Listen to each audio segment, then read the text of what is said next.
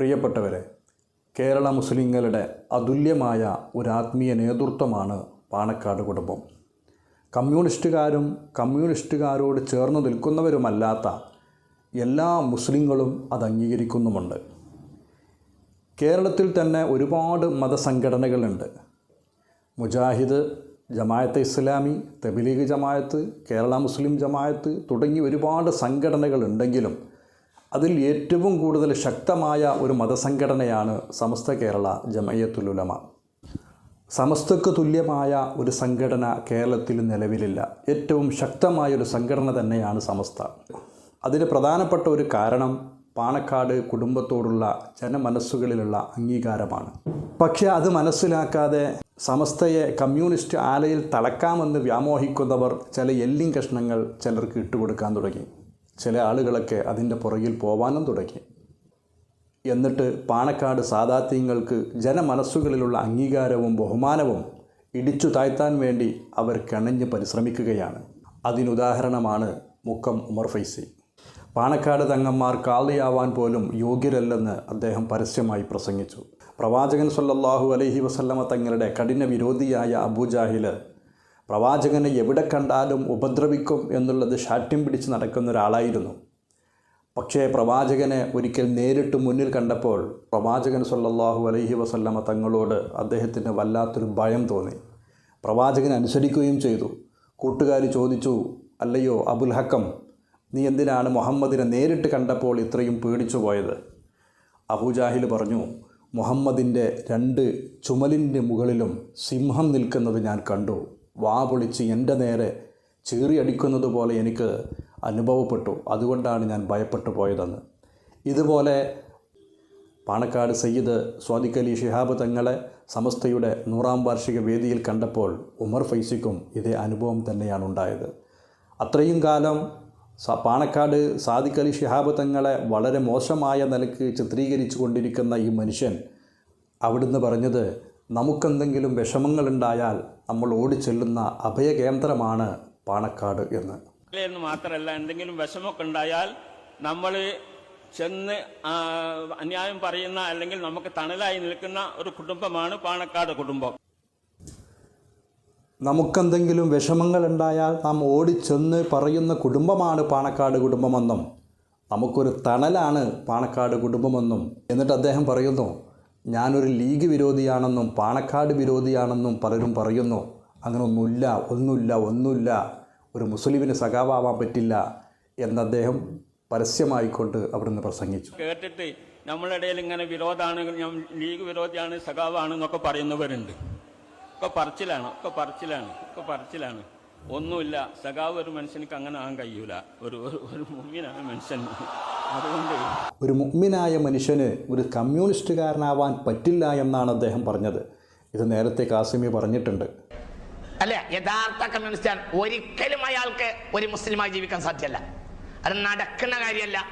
ഇനി ഏതെങ്കിലും അങ്ങനെ ഒറിജിനൽ കമ്മ്യൂണിസ്റ്റുകൾ എവിടെയെങ്കിലും അവരെ ഇസ്ലാമായി കാണിക്കുന്നുണ്ടെങ്കിൽ അത് കപട വിശ്വാസത്തിന്റെ ഭാഗമാണ്. മുസ്ലിമീങ്ങൾ ചിലപ്പോഴൊക്കെ കപട വിശ്വാസികളാകും എന്ന് വിശുദ്ധ ഖുർആൻ ഊന്നി പറഞ്ഞിട്ടുണ്ട്. കാസിമി മാത്രമല്ല, പല പണ്ഡിതന്മാരും മുൻഗാമികളായ നേതാക്കന്മാരും അത് നമുക്ക് പറഞ്ഞ് പഠിപ്പിച്ചു തന്നിട്ടുണ്ട്. അത് വസ്തുതയാണ്. പക്ഷേ ഈ ഉമർ ഫൈസിയുടെ വാക്കുകൾ കമ്മ്യൂണിസ്റ്റുകാരൻ്റെ ആലയത്തെ കിടുകിട വിറപ്പിച്ചു. അവർ ഇത്രയും കാലം കരുതിയത് സമസ്തയെ കമ്മ്യൂണിസ്റ്റ് ആലയിൽ തളക്കണമെങ്കിൽ ചില എല്ലിൻ കഷ്ണങ്ങൾ ഇട്ടിട്ട് ചില ആളുകളിങ്ങനെ വലിച്ചെടുക്കണം എന്ന് മനസ്സിലാക്കി ഒരു പാലമായിട്ട് ഇട്ട ആളാണ് ഉമർ ഫൈസി. ഉമർ ഫൈസിയുടെ നാവിൽ നിന്നും ഇങ്ങനെ ചില വാചകങ്ങൾ വന്നപ്പോൾ കമ്മ്യൂണിസ്റ്റുകാർ ആകെ പേടിച്ചു വിറച്ചു. ഉടൻ തന്നെ അവർ വഖഫ് ബോർഡിലേക്ക് മെമ്പറായിട്ട് ഉമർ ഫൈസിയെ തിരഞ്ഞെടുക്കുകയാണ്. വഖഫ് ബോർഡ് പുനഃസംഘടിപ്പിച്ചിരിക്കുന്നു. വഖഫ് ബോർഡിൽ സർക്കാർ നോമിനിയായി കെ സുന്നി വിഭാഗം നേതാവ് മുക്കം ഉമർ ഫൈസി വന്നിരിക്കുന്നു. AP സുന്നി വിഭാഗത്തിന്റെ പ്രതിനിധികളായി PU അലിയും CK ഉസ്മാൻ ഹാജിയും പുതിയ ബോർഡിലുണ്ട്. സംസ്ഥയിലെ ലീഗ് വിരുദ്ധ ചേരിയുടെ നേതാവാണ് മുക്കം ഉമർ ഫൈസി. ഷാജഹാനാണ് വിവരങ്ങളുമായി ചേരുന്നത്. ഷാജഹാൻ, ബോർഡ് പുനഃസംഘടിപ്പിക്കുമ്പോൾ എങ്ങനെയൊക്കെയാണ് വിവരങ്ങൾ? ലീഗിനൊരു തട്ട് എന്നുള്ളതാണ് പ്രധാനമായിട്ടും ഇതിനകത്തുള്ള ഒരു വിഷയം. കാരണം മുക്കം ഉമർ ഫൈസി ലീഗ് വിമർശകനാണ്, പാണക്കാട് കുടുംബത്തിന്റെ വിമർശകനാണ് എന്ന് മാത്രമല്ല EK സുന്നി വിഭാഗവുമായുള്ള ചങ്ങാത്തം സർക്കാർ തുടരുകയാണ്. തലേ ദിവസത്തെ ഉമർ ഫൈസിയുടെ വാക്കുകൾ കേരള മുസ്ലിങ്ങൾക്ക് വല്ലാത്തൊരു ആശ്വാസമായിരുന്നു. ഉമർ ഫൈസി അതിൽ നിലനിൽക്കുമെന്ന് വിശ്വസിച്ചു. കാരണം സമസ്ത എന്ന് പറയുന്ന പവിത്രമായ ഈ സംഘടനയിൽ കമ്മ്യൂണിസ്റ്റുകാർക്ക് ഇടപെടാൻ പറ്റിയ ഒരു പഴുതുമില്ലെന്ന് ജനങ്ങൾ ആത്മാർത്ഥമായി കൊണ്ട് വിശ്വസിച്ചതിൽ തെറ്റില്ല. കാരണം അത്രയും മഹത്തുക്കൾ കെട്ടിപ്പടുത്ത ഒരു സംഘടനയാണല്ലോ സമസ്ത. പക്ഷേ ആ വാചകങ്ങൾക്ക്, ആ നിലപാടുകൾക്ക് ആയുസ് കൂടെയുണ്ടായില്ല. ഖേദകരം. വിനിത, തീർച്ചയായിട്ടും ഇന്നലെ സമസ്തയുടെ വേദിയിൽ വെച്ച് ഉമർ ഫൈസി മുക്കം പറഞ്ഞത് പാണക്കാട് കുടുംബം എന്ന് പറയുന്നത് മുസ്ലിം സമുദായത്തിന്റെ തണലാണ്. ഞാൻ ഒരിക്കലും ഒരു സഖാവായി മാറില്ല, കാരണം ഞാൻ വിശ്വാസിയാണ്. വിശ്വാസിക്ക് സഖാവായി മാറാൻ സാധിക്കില്ല എന്നുള്ളതാണ്. ഇത് ഉമർ ഫൈസി മുക്കത്തിന്റെ ഒരു ചുവടുമാറ്റമായിട്ടും ലീഗ് വിരുദ്ധ വിഭാഗത്തോട് ഉമർ ഫൈസി അടുക്കുന്നതായിട്ടും പാണക്കാട് കുടുംബത്തെ അംഗീകരിക്കുന്നതുമായിട്ടൊക്കെ ഇന്നലെ രാത്രി വിലയിരുത്തപ്പെട്ടിരുന്നു. പക്ഷെ അതിന് ഒരു ദിവസത്തിന്റെ ആയുസ് പോലും ഉണ്ടായില്ല. ഇന്ന് നേരം വെളുക്കുമ്പോഴേക്കും ഉമർ ഫൈസി മുക്കത്തെ സംസ്ഥാന സർക്കാർ വഖഫ് ബോർഡിലേക്ക് മെമ്പറായി നോമിനേറ്റ് ചെയ്തതിന്റെ ഉത്തരവ് പുറത്തു വരികയും ചെയ്തു. ഇതോടുകൂടി ഉമർ ഫൈസി മുക്കം സ്വാഭാവികമായിട്ടും ഇടതുപക്ഷത്തിന്റെയും CPM-ന്റെയും ഒക്കെ സമസ്തയിലേക്കുള്ളൊരു പാലമായി തന്നെ തുടരും എന്നുള്ള കാര്യത്തിൽ തീരുമാനമായിട്ടുണ്ട്. പിറ്റേ ദിവസം കമ്മ്യൂണിസ്റ്റുകാർക്ക് അനുകൂലമായി പറയുന്ന മുക്കം ഫൈസിയെയാണ് കേരള സമൂഹം കാണുന്നത്. അതായത് കമ്മ്യൂണിസം എന്ന് പറയുന്നത് അതിന്റെ സിദ്ധാന്തം, അതിന്റെ ആദർശം അത് വേറൊന്നാണ്. കമ്മ്യൂണിസ്റ്റ് പാർട്ടി ഇടതുപക്ഷം എന്നൊക്കെ പറയുന്നത് വേറൊന്നാണ്. അത് പിന്നെ ഇവിടെ നമുക്കറിയാലോ, ഇവിടെ ഇപ്പൊ ഇടതുപക്ഷം ഭരിക്കുന്നുണ്ട്. ഇവിടെ നിരീശ്വരത്വം നടപ്പാക്കുന്ന ഒരു പദ്ധതി അവർ കൊണ്ടുവന്നിട്ടില്ല. കമ്മ്യൂണിസവും കമ്മ്യൂണിസ്റ്റ് ഭരണവും രണ്ടാണെന്നാണ് പിന്നീട് മുക്കം ഫൈസി പറഞ്ഞത്. എന്നാൽ കമ്മ്യൂണിസ്റ്റ് പാർട്ടി തന്നെ പറയട്ടെ എന്താണ് അവരുടെ കമ്മ്യൂണിസ്റ്റ് പാർട്ടി എന്ന്. സഖാവ് ഗോവിന്ദൻ്റെ വാക്കുകളിലേക്ക്. ഒരാൾ വിശ്വാസമായ ഒരാൾ വിശ്വാസിയാണോ അല്ലോ എന്ന് ചോദിച്ച് ഭരണഘടനയിൽ ചോദിച്ചിട്ടല്ല പാർട്ടി മെമ്പർഷിപ്പിലേക്ക് പ്രവേശിപ്പിക്കുന്നത്. പാർട്ടിയിലേക്ക് വന്നു കഴിഞ്ഞാൽ അയാൾ വൈരുദ്ധ്യാത്മക ഭൗതികവാദത്തിൻ്റെ ആളായിട്ട് മാറണം. അത് പാർട്ടിയിൽ വന്നതിന് ശേഷം വരുന്നൊരു കാര്യമാണ്. പാർട്ടി മെമ്പർമാരാരും ജാതിമത സംഘടനകളിൽ പ്രവർത്തിക്കാൻ പാടില്ല. പരിശോധനയിൽ ചില സ്ഥലത്തെങ്കിലും ചില പാർട്ടി മെമ്പർമാർ ഇത്തരത്തിലുള്ള സംഘടനകളിൽ പ്രവർത്തിക്കുന്നുണ്ട്.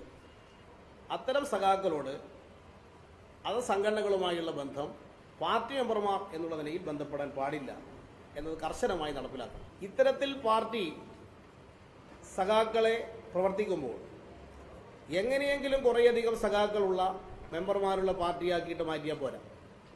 കമ്മ്യൂണിസ്റ്റ് പാർട്ടി മറ്റു പാർട്ടികളിൽ നിന്ന് വ്യത്യസ്തമായൊരു പാർട്ടിയാണ്.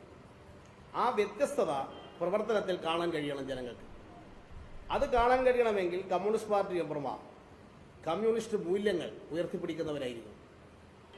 എല്ലാവിധ അന്യവർഗ ചിന്താഗതികളിൽ നിന്നും കമ്മ്യൂണിസ്റ്റുകാർ മോചനം നേടണം. കമ്മ്യൂണിസ്റ്റ് മൂല്യങ്ങളിൽ നിന്നുള്ള വ്യതിചലനം ഒരു കാരണവശാലും പാർട്ടി വെച്ച് പൊറുപ്പിക്കില്ല. ആരാധനാലയങ്ങളുടെ ഭാരവാഹി സ്ഥാനം പാർട്ടി മെമ്പർമാർ ഏറ്റെടുക്കാൻ പാടില്ല. എന്നാൽ ആരാധനാലയങ്ങളോട് CPM-ന് ശത്രുതാപരമായ നിലപാടല്ല. കാരണം ആരാധനാലയങ്ങളിൽ പോകുന്നവരിൽ വലിയൊരു വിഭാഗം CPM-നോട് അനുഭാവമുള്ളവരാണ്. അതുകൊണ്ട് അത്തരത്തിലുള്ള ആരാധനാലയങ്ങൾ വർഗീയ തീവ്രവാദ ശക്തികളുടെ ഏൽപ്പിച്ചു കൊടുക്കാൻ പാടില്ല. വർഗീയ തീവ്രവാദ ശക്തികളിൽ നിന്ന് ആരാധനാലയങ്ങൾ മോചിപ്പിക്കാൻ ആവശ്യമായിട്ടുള്ള ഇടപെടലാണ് അവിടെ നടത്തേണ്ടത്. അതിൽ പാർട്ടി മെമ്പർമാർ പോയി ഭാരവാഹി ആവുകയല്ല. ഇപ്പോൾ ഒരു വിശ്വാസിയായിട്ടൊരാൾ, ഒരു പുരോഹിതൻ പാർട്ടി മെമ്പർഷിപ്പ് എടുക്കാൻ ആഗ്രഹിക്കുന്നു. പുരോഹിതനും പാർട്ടി മെമ്പർഷിപ്പ് കൊടുക്കും. പക്ഷെ പാർട്ടി തീരുമാനത്തിന് വിധേയമായിട്ട് അയാൾ പ്രവർത്തിക്കണം. അങ്ങനെ പ്രവർത്തിക്കാൻ തയ്യാറുള്ള ആൾക്ക് മാത്രമേ പാർട്ടിയിൽ തുടരാൻ സാധിക്കുള്ളൂ. ഒരാൾ വിശ്വാസമായ ഒരാൾ വിശ്വാസിയാണോ അല്ലോ എന്ന് ചോദിച്ച് ഭരണഘടനയിൽ ചോദിച്ചിട്ടല്ല പാർട്ടി മെമ്പർഷിപ്പിലേക്ക് പ്രവേശിപ്പിക്കുന്നത്. പാർട്ടിയിലേക്ക് വന്നു കഴിഞ്ഞാൽ അയാൾ വൈരുദ്ധ്യാത്മക ഭൗതികവാദത്തിൻ്റെ ആളായിട്ട്. ഇതാണ് കമ്മ്യൂണിസ്റ്റ് പാർട്ടി. എന്നിട്ടാണ് ഒരു വഖഫ് ബോർഡ് മെമ്പർ സ്ഥാനം കിട്ടിയപ്പോൾ പരിശുദ്ധമായ ദീനുൽ ഇസ്ലാമിനെ വരെ ഒറ്റിക്കൊടുക്കുന്ന ഒരു കാഴ്ച. നിരീശ്വരവാദത്തിലേക്ക് ജനങ്ങളെ വശീകരിപ്പിക്കുന്ന ചില പണ്ഡിതർ.